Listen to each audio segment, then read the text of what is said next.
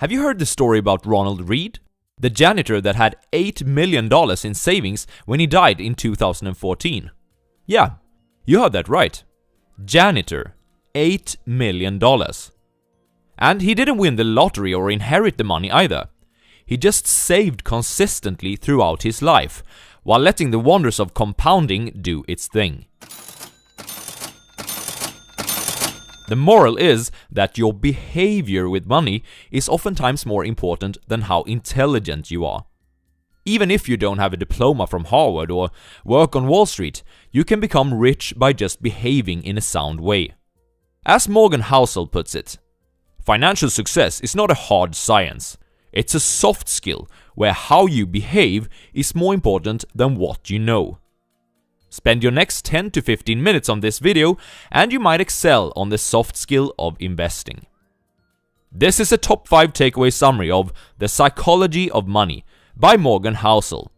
And this is the Swedish Investor, bringing you the best tips and tools for reaching financial freedom through stock market investing.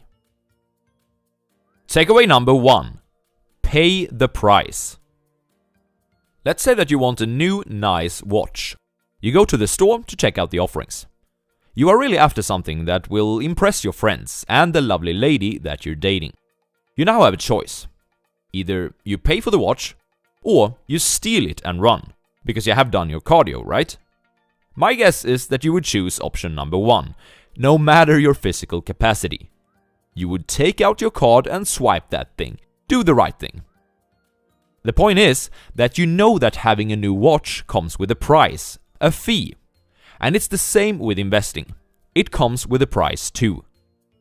Throughout the videos on this channel, there are some recurring takeaways for high returns, one of them being a somewhat concentrated portfolio, with Peter Lynch perhaps being the exception. The concentrated portfolio brings with it a characteristic to your performance. It will be volatile. This is the price, the fee, for having high returns in the stock market over the long term. If you don't have the stomach to stay the course when your net worth decreases by, say, 20% during a single week, as 2 of your major holdings report quarterly earnings below what analysts expected, don't aim to maximize your returns, because the higher the returns, the higher this fee typically is. Let's say you already 10 years ago could visualize Netflix's bright future.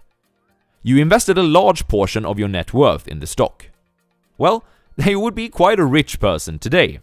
However, could you afford paying the price for this journey? Netflix has, during this period, had many major downturns. Would you have sat still in that boat during 2011, for example, when Netflix lost tons of customers and the stock price fell 80% from its peak during the ensuing months? Your portfolio returns would look terrible. What would you tell your spouse and your kids? Could you stomach facing them, knowing that you might have endangered their future? Would you still think that being almost all in Netflix is a good idea? This is, of course, an extreme example, but even if you have something less extreme than an all-in Netflix approach to investing, you'll have to pay the price of volatility nonetheless. Let's say that you bought an S&P 500 index fund in 1980. You'd still have to face about 13 years combined when your investment portfolio was down 20% from its high, and about 8 months when it was down 50%. That's tough. Stock market investing is a great thing that enables wealth creation like few other options. But don't try to fool yourself. It doesn't come for free. All investors will experience volatility, and you have to look at this as the price you pay for a brighter future. Takeaway number 2. Never enough. It's a very interesting phenomenon that you can hand somebody a $2 million bonus and they're fine until they find out that the person next to them got $2.1 million, and then they're sick for the next year. Capitalism is great at doing 2 things: generating wealth and generating envy. The urge to surpass your neighbors, peers, and friends can help energize your hard work and strive to really make it. And, of course, being motivated into becoming more productive and doing meaningful work is a good thing. But social comparison can also cause us to feel like we're never enough. Let's look at some statistics. To belong to the top 1% highest income earners in the US, you'd have to earn somewhere around $500,000 a year. That's what a highly specialized doctor, let's call him Bill, earns. And by almost any standard, Bill would be considered rich. He can afford to drive nice cars, go on long vacations to exotic countries, perhaps hire someone to do work which he thinks is tedious, etc. Bill has been feeling good about himself and what he has achieved financially in his life. Well, that was only until he bought a vacation home in the Hamptons and realized that he had Stan as his neighbor. Stan belongs to the top 1% of the 1%. He is a CEO of quite a large public company and earns a staggering $10 million per year. Now, you'd hope that at least Stan would be satisfied with his financial achievements. But nope. This guy was a childhood friend of Michael Jordan. And this all-time great basketball player is someone who belongs to the 1% of the 1% of the 1%. And well, compared to Michael's fortune of about $2 billion, Stan's yearly salary of $10 million suddenly seems like peanuts. Does it end here? Well, no, it doesn't. Because Michael occasionally attends parties with celebrities, where a guy named Jeff Bezos shows up. Bezos is the top 1% of the 1% of the 1% of the 1%, and he increased his net worth by about $75 billion in 2020, now sitting at something like $200 billion. There's always a bigger fish. The type of envy which has emerged from comparisons of this kind has caused a lot of people to do foolish things throughout history. Some have leveraged their portfolios to the teeth in order to move up to a higher pyramid, just to lose it all and then commit suicide. Some have acted on insider information and lost both personal reputation and then later their freedom when they've gone to jail. Many have forsaken their families and then had their partners leaving them or cheating on them, or both, as a result. By watching this channel and learning on how to become a successful investor, chances are that you will at some point reach a level of financial freedom that the average Joe can only dream about. But you need to, at some point, accept that enough is enough. We will not trade something that we have and need for something that we don't have and don't need, even if we kind of like to have it. Takeaway number 3. Crazy is in the eye of the beholder. At a first glance, it seems like a lot of people do crazy things with their money.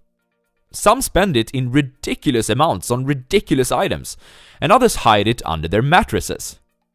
But the thing to remember is that people come from different backgrounds, with different childhoods, different parents, different life experiences, and different educations. All this adds up to different perspectives and different values.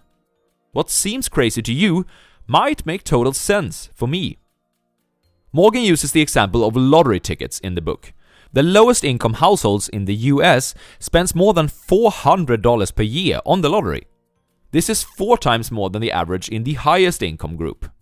Combine this with the fact that more than a third of Americans cannot come up with $400 for an emergency. Do these people spend their emergency buffer on lottery tickets? Seems crazy, doesn't it? But again, we do not have the same perspective as these individuals. Try to see it from their perspective.